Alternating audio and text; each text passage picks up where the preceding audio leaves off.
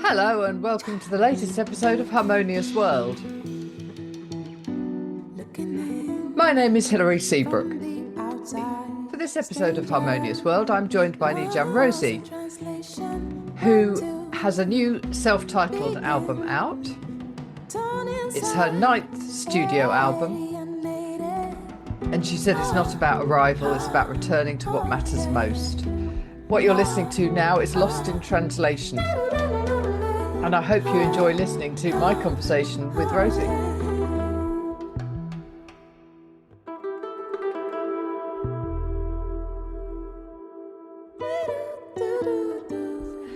So I'm delighted to be joined for this episode of Harmonious World by Ntjam Rosie. Hello. Hi. Hi. So you have a new self-titled album out, which has just come out a few weeks ago. Yes, yes. Okay, so let's talk about your music. 'Cause this is not your first album, it's your ninth album, is that right? Yes, indeed. It's my ninth studio album. Yeah, I've been doing this for quite a while. Yeah. Yeah, absolutely. And you're based in the Netherlands now, is that right? Yeah, I'm based in the Netherlands, in Rotterdam, to be precise. So, yeah, and I came here to study at the conservatory and I stayed here. Oh, very good. Excellent. Mm. And you're a guitarist and singer and songwriter. Yeah, I'm more a singer-songwriter, and then I play a little bit guitar. Right. And do you do your writing on the guitar? Yeah, for sure. Yeah.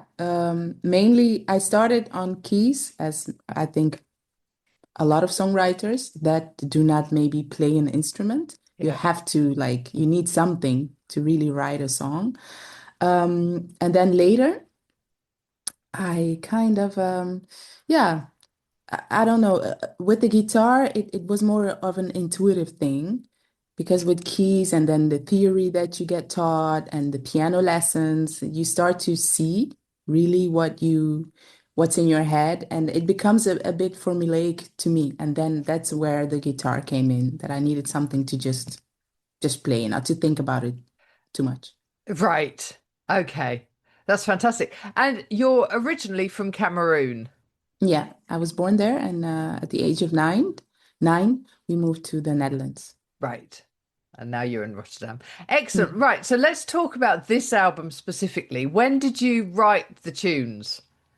I wrote the tunes around with 26 now. Yeah, I think I started in 2023, something like that, 22. You know how it goes with songwriting. You have a hook here and then lyric there and Yeah. yeah, Yeah. then it evolves.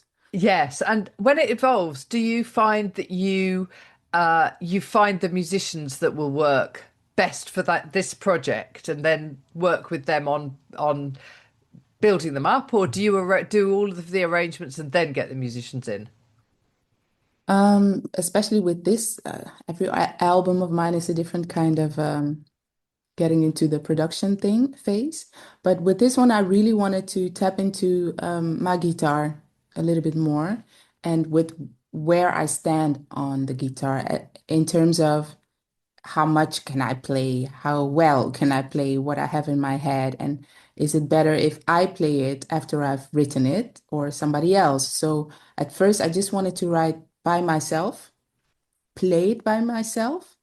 And then later in the studio, I would see like, okay, this is my band because I have a band. And how do I see it for live? Right. So that also makes it makes a difference if I decide like some songs are just really for me. They mean a lot to me. Like Lost in Translation is this kind of it's theatrical, it's music theater kind of, but then on an album, you know. Yeah. But then sonically. That's a thing I really want to be able to play live. It's my little story, and I don't mind if it's not perfect, even when it's live, especially when it's live. And then other songs that are really tight, like better, like more poppy.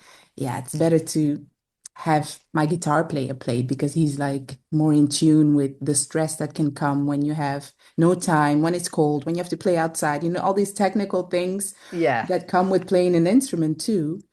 I cannot deal with all of that. So all of that I take in Right. And when also, yeah. yeah, and also I guess you're having to think about do I want to be singing and playing at the same Yes. time? Because Hmm. that obviously takes a whole different, splitting your brain. Yeah, Yeah. concentration, Yeah. focus for sure. You really have to think about it. And that's something when you're writing songs you should not be busy with. But when you know you're going on tour with the work, with the music you've made, you have to think about that because when you have a TV gig, that's like so much going on. And Yeah. then you have to play and sing at the same time. I'm an artist that it gives me a lot of stress. So then I'm not focused. So for sure. And also I look at other artists, like for example, Adele, she would play in the beginning of her career. She would play more often and sing. I don't know if people remember that, but she would do that Yeah. because she's a singer-songwriter like that. But the more her career evolved in like more stressful kind of big things, it it it would go to the back because you don't have to like prove that you write the songs, No. that you can play. It's also there's a little bit of ego in that too. I must admit, you know, that just maybe it's also because I'm a female. I don't know what it is. You want to like let people know like, hey, I can play and I wrote the songs because a lot of people, yeah, don't know that. No, no, and a lot of because there are singers who don't write their own stuff, Hmm. and that's fine. Yeah. That's absolutely fine. But I think when you do write it, I can absolutely understand you want to be kind of going, by the way, I did actually write all this stuff. Yeah, yeah. So I've always had a little bit of that because it's quite intricate what I do. I can do a two-chord song, a one-chord song, even when it's super funky, then it's not really about the chords always. Yeah. So I like the spectrum and I can go like a song in seven and then we go to 11 and then we have 100 chords and crazy melody, whatever, as deep as it can go. But that means that because you're like in such a contrast musically, people Yeah. don't always assume, yeah, they cannot, you cannot expect people to assume that it is you that has written all this stuff. Yeah. So, and I've always had that also in school, like, but did you really compose? Did you really compose this? From my teachers even, eh? And then you come in the jazz field where it's like, oh yeah, you sing. You just sing and look beautiful, and we will do the rest. Mm. Yeah, I've always had like a bit of a problem with that because I'm one of those singers that just I like to be a musician too. Well, Yeah. next to my singing, of course. Yeah. Yeah. But as a singer, you're still a musician. It's not, and I think that's one Yeah. of the things but especially in jazz and I especially, must say instrumentalist. Yeah. yeah, yes, Yeah. yeah, That's a better exactly, way to say it, to put it. Yeah. yes, yeah, absolutely. So it's interesting you talk about Lost in Translation because actually I'm playing a clip of that at the start of the podcast when I was Ah, doing the introduction because it was the song that spoke to me the most. that's nice. It's really interesting. Actually, at this point in the podcast, I'd then like to play a piece. Now, I can't pronounce it. The translation is every day. How do you pronounce it? Moses. Mususa. Uh-huh. Okay. So so I'm going to play a piece of Mususa and then we'll talk about it. Great. Mosasa bila biman jude Hingena jalana minju Motasa bila biman jude Hingena jalana minju Mosasa bila biman jude Yema balane yomje Motasa bila biman jude Mi alana bavoluma Jengana wolunga Mama ya mosewa Esa wana yo pa imajumai Mo da sabile jam da chele yen lama yo Maya Sabala mainga boto bavo Sili mamie na siningi Matele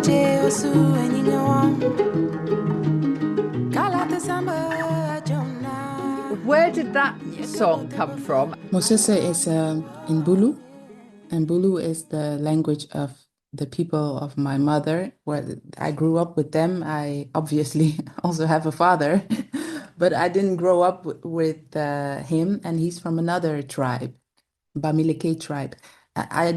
Yeah, I did not grow up with them, so that's not what I speak. I speak Bulu, and I am a Bulu woman. So I do my best to keep the language alive within me, within my music. It's difficult, but yeah, it takes me a long, long, long time to get the grammar as far as, and all that stuff right. Phonetically, the phonetics, the meanings. Um, and for me, a lot of my lyrics are about love, about, like soul music, Oh, yeah.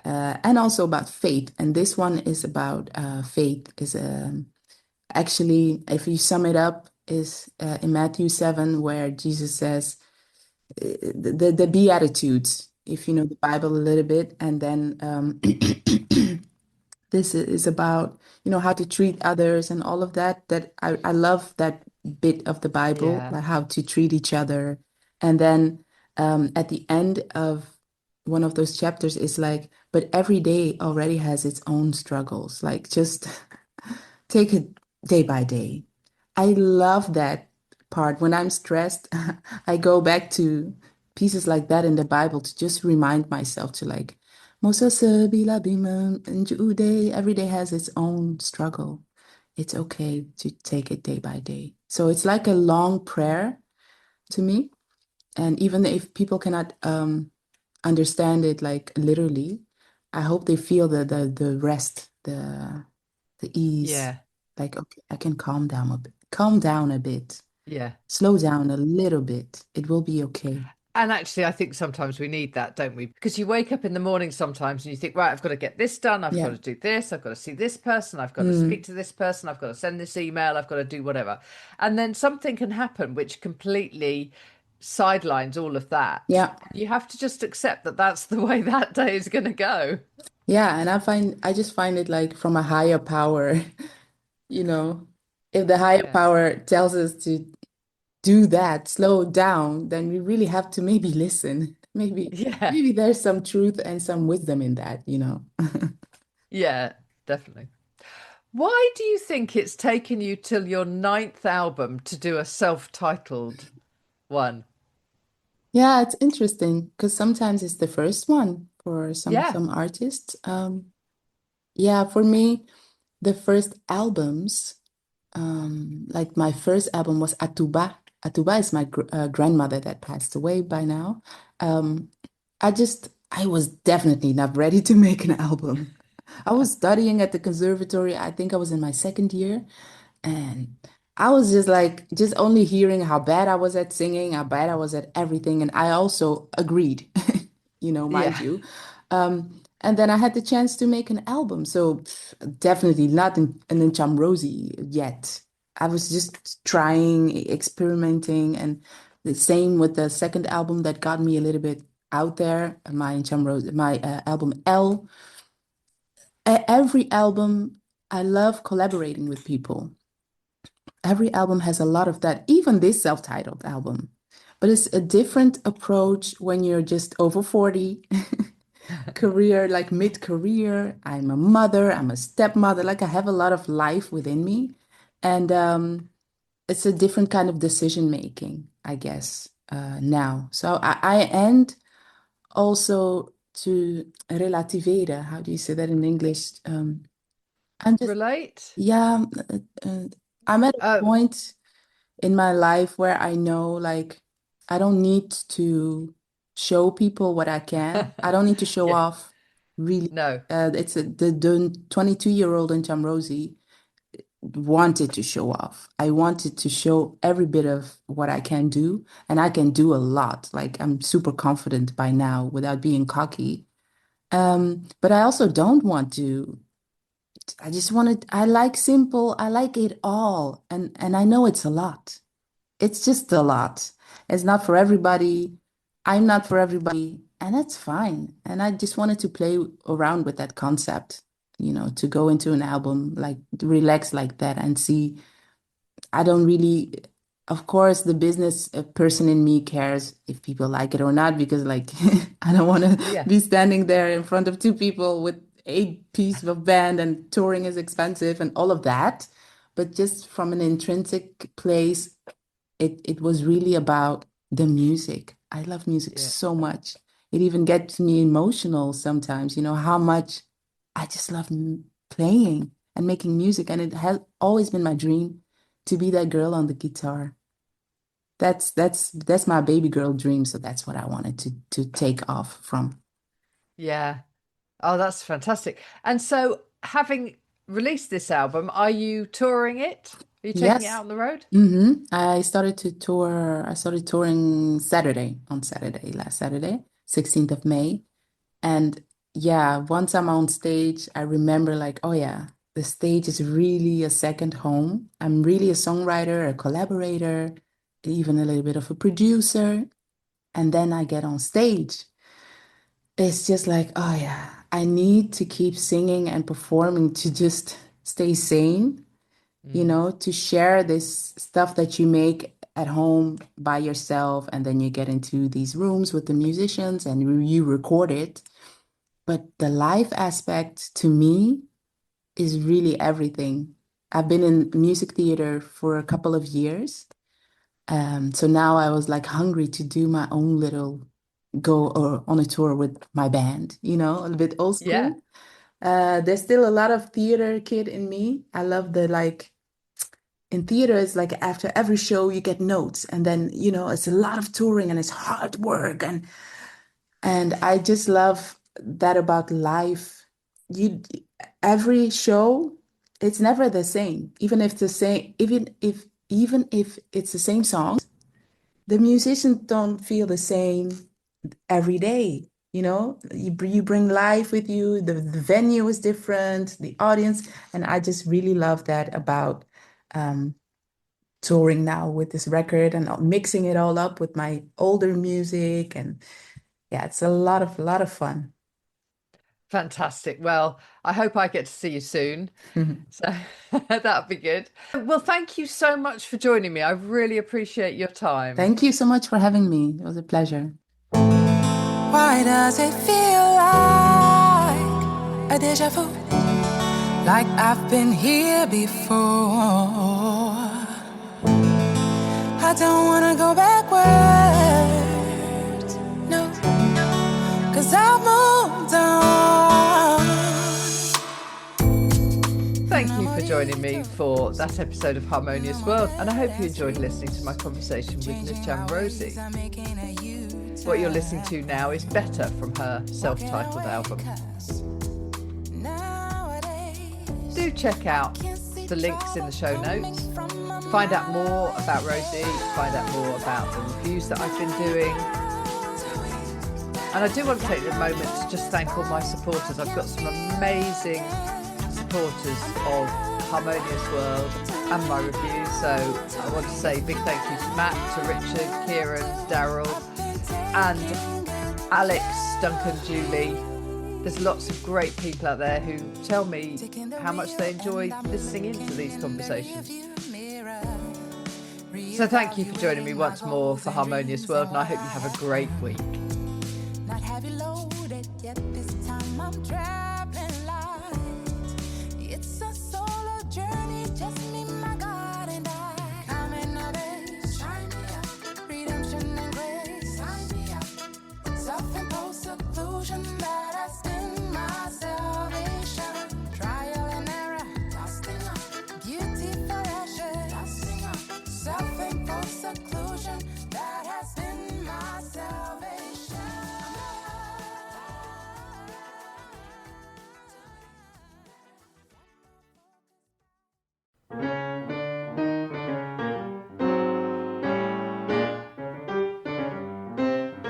Thank you for listening to the latest episode of Harmonious World. My name is Hilary Seabrook, and it's a great delight to bring this series of discussions with musicians and composers and writers and all sorts of people to you.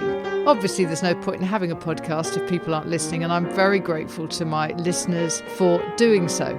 Thanks also to Joe English for composing and performing this new theme tune. So wherever you get your podcast, you can leave a review. You can share this with your friends and family, either as a link or on social media and that sort of thing. I'd be really grateful for that. Don't forget that you can subscribe now. There's a link wherever you get your podcasts. So have a great week, and please remember why I started this, which is just to try and make the world a little more harmonious. Thanks for listening to Harmonious World.